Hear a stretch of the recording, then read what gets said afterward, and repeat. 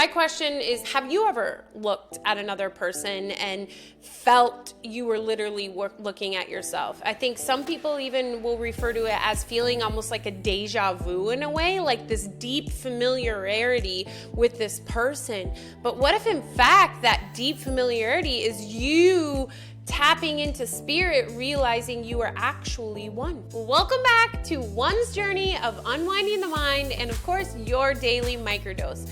Now tune in to the latest episode of One's journey. I want to talk about seeing people as yourself. Yeah, seeing people as yourself. I know you're probably like, Ashley, what are you talking about? And I used to think that as well.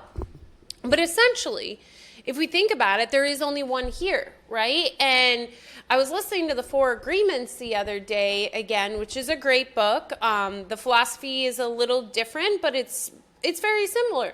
That essentially everything we're seeing outside of us is just smoke and mirrors keeping us from the truth. So it's like we have costumes on or whatever you want to say, but we are all one. So if you, Patrick, didn't have your costume on, and me, I didn't have the Ashley costume on, we would realize that we are actually Pashly, right? Patrick and Ashley, like we are all literally one.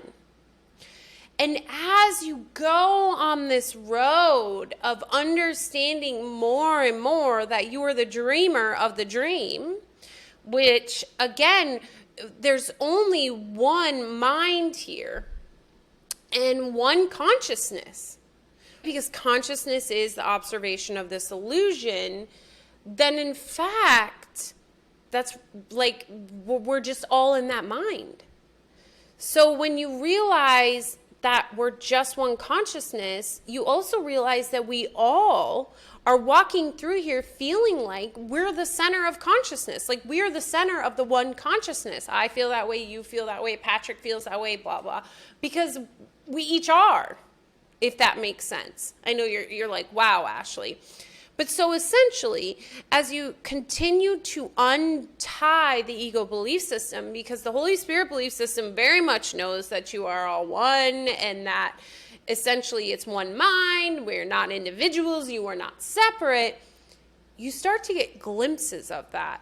And I know some people actually have the experience of seeing another person look just like them.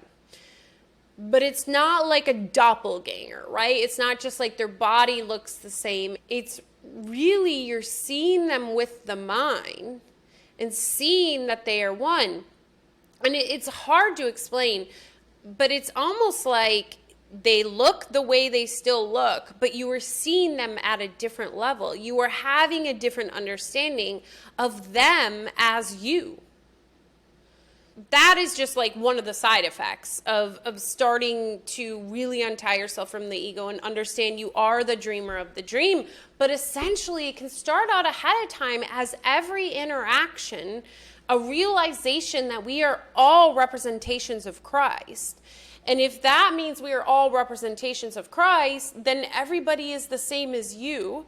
So it goes to the quote in the Bible from Leviticus 19:18. You shall love your neighbor as yourself. So I've never fully read all of the Bible. We're watching The Chosen right now. I've, of course, was confirmed and baptized and went to confirmation school. So I know bits and pieces of the Bible. And much of the Bible is written in parables. So parables are stories that help you to understand larger topics. So to me, that sentence is a parable. It's because it's too hard for someone to just wrap their mind around immediately that we're one. But in fact, you can step into that, seeing people as yourself, seeing yourself as other people, by loving your neighbor as yourself, right? Loving the homeless person on the corner of the street as yourself.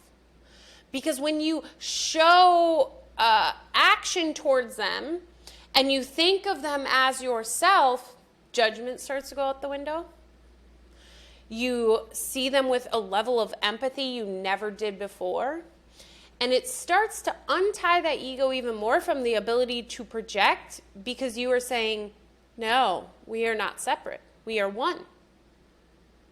That is like the beginning of it. And once that goes, that's when you start to actually witness it. The first time I did, I was walking along with a friend and we were having a great conversation. I looked up at her and I could see her for what she looked like with my worldly illusion eyes.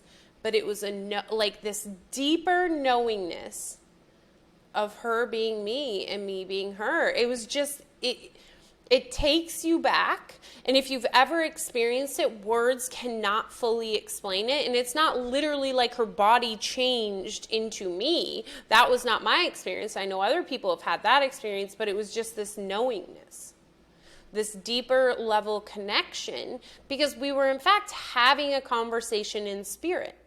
We were, what appeared to be two spirits communicating, in fact, was one, right? One spirit communicating. So my question is, have you ever looked at another person and felt you were literally looking at yourself? I think some people even will refer to it as feeling almost like a déjà vu in a way, like this deep familiarity with this person. But what if in fact that deep familiarity is you tapping into spirit, realizing you are actually one, right? So again, going back to the quote from Leviticus 19:18, you shall love your neighbor as yourself. That is a beautiful way to begin, to start to step in.